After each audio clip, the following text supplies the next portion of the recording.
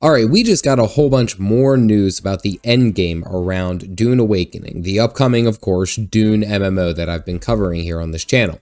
Now, what's exciting about this is that it highlights how the endgame is going to play, evolving from the idea of a survival crafting game to a political survival game, and there and beyond. Creative director Joel Bylos, which I'm sorry if I mispronounced that name, I actually believe in the last video I may have mistakenly called him Jeff Bezos. That's on me, Joel, if you are watching. Joel Bylos, in an interview with the staff writer at VG247, Connor McCarr, talked about some of the upcoming features that we are very interested in this MMO. Specifically, and I am quoting, "What happens in the desert stays in the desert." So let's go ahead and cover what they talked about. So this goes ahead and starts from the very beginning of your character creation. You can have essentially your planet's roots of whatever house you wish to come from. The main ones that they talk about in this article are, of course, House Atreides and House Harkonnen. And during your character creation, you can state that you come from their specific home world. Joel has already gone ahead and confirmed that the mid to late game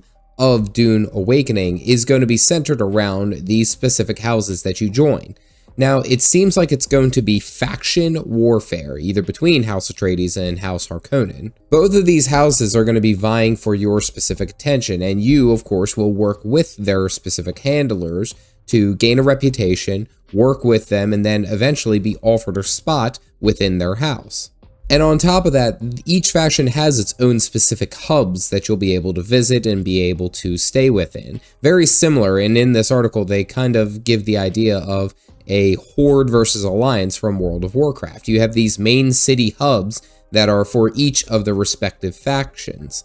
Now here in Dune Awakening, it seems like as a start, that's what they're going to do here as well. They're going to have a focus of either you're joining a specific house, and those are the specific towns and areas that you can visit, and then the other ones which are opposing you are the ones that you have to avoid. Now, the specific houses that you join, either Atreides or Harkonnen, isn't going to be your typical, we'll say, like, guild. You can still actually have player-centered guild, or just a player guild.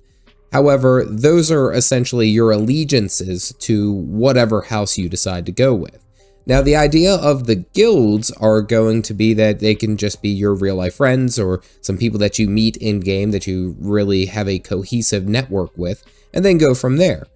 Eventually, as you guys grow in either level or guild reputation, you will have a chance to have your guild sign up under those two specific houses. So you can do it either individually or guild size, which is pretty cool. Now, what's important about these specific, we'll say, houses that you're joining as a guild is because it affects the Landsraad Council. So the Landsraad Council is essentially the governing body that oversees all the political intrigue within the Dune universe, only ruled by the Emperor himself. And the idea is that as you join a guild and your guild does specific events, gains resources, items, and those types of things for your specific house, that will generate more influence within the Landsraad Council. And then from there, you can vote and control what happens within the Dune universe. For example, and what they state in the article is that you can vote to have a lower spice tax, meaning when you sell spice, you get to keep more of the profit, more of the salari. And if you have a larger influence, you can sway those votes into your favor. So lowering the spice tax and then selling a massive stockpile that you had just waiting to go. That's one of the ways that they highlight that you could make a lot of money.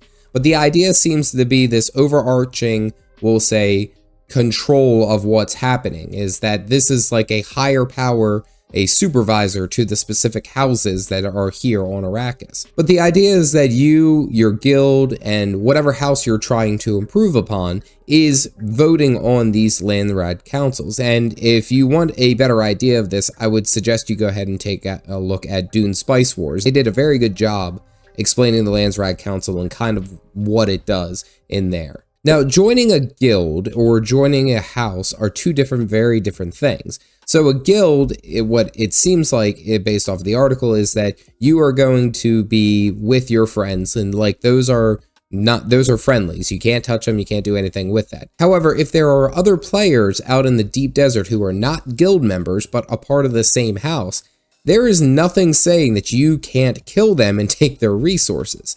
One of the coolest features that they've highlighted is that essentially what happens in the desert stays in the desert.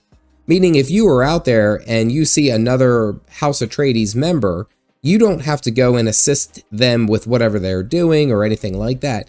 You can essentially play an assassin, kill them, take their resources for your guild or something else. The idea of it is that you are essentially competing against them with their specific resources. So if you are out in the deep desert and you're all vying for control over what little resources there are, you're going to want to do everything that you can to keep your guild higher than the other guilds that are there. So there's this level of intrigue, and it's very different than what you would see for like World of Warcraft. Like you're out in the open world and you see a horde ganking one of your alliance friends, you can essentially just jump in, save your ally, and be good to go. Here, you can jump in and kill them both, which is going to add such a layer of betrayal across the board. Now, I'm just guessing that you can't kill guildmates, but again, it is Arrakis, and there is a lot of gray, we'll say. It isn't black and white as far as what is good and evil. So I'm willing to bet that you might be able to sneak a kill on your guildmates. I'm just guessing. But the major wrap-up of this article was essentially giving the players the choice to do whatever the hell they damn well please in this universe, which is, it's one thing that I'm very excited to see in an MMO. On top of it being in this brutal survival crafting MMO anyway. So there's a lot of things to be excited about. There's also a lot of things that I'm curious to see how they flesh out. Personally, I like this idea of them being able to essentially assassinate allied players, or we'll say same house players, because again, it is about the control of the spice, the resources, and everything else. I'm going to do what I can to make sure that my guild and my team are higher and better, or better suited, I should say, to deal with Arrakis than another player who's just out and about stealing resources. Now, I'm not going to say that there isn't going to be some levels of chivalry and we'll say kindness exposed out there. Of course, there probably will be. However, it is a competition for what little resources there are out there anyway. So, doing the best that we can to go ahead and say, you know what, I'm out there, and essentially, everyone is my enemy.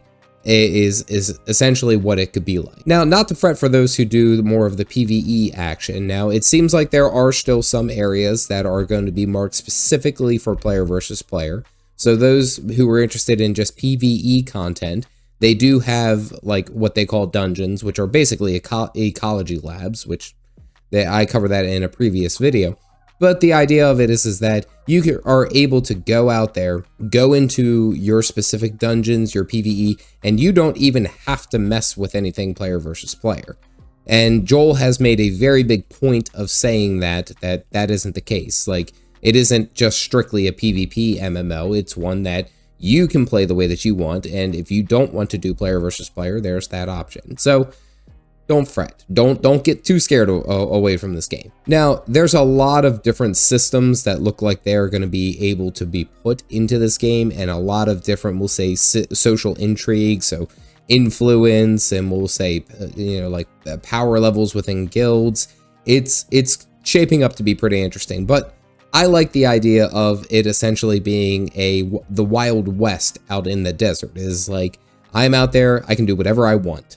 And that's something that I feel like a lot of games are afraid to do. Like, they want to keep us contained into our nice little bubble. The Dune MMO is saying, go out there, burst that bubble, do your thing, go. If you missed my last video covering the Endgame release information that Dune has recently dropped, you can click that video here, and it'll cover everything that was basically talked about in this interview, just so that you guys are well aware of what's happening with this game. Aside from that, stay caffeinated, sleepers.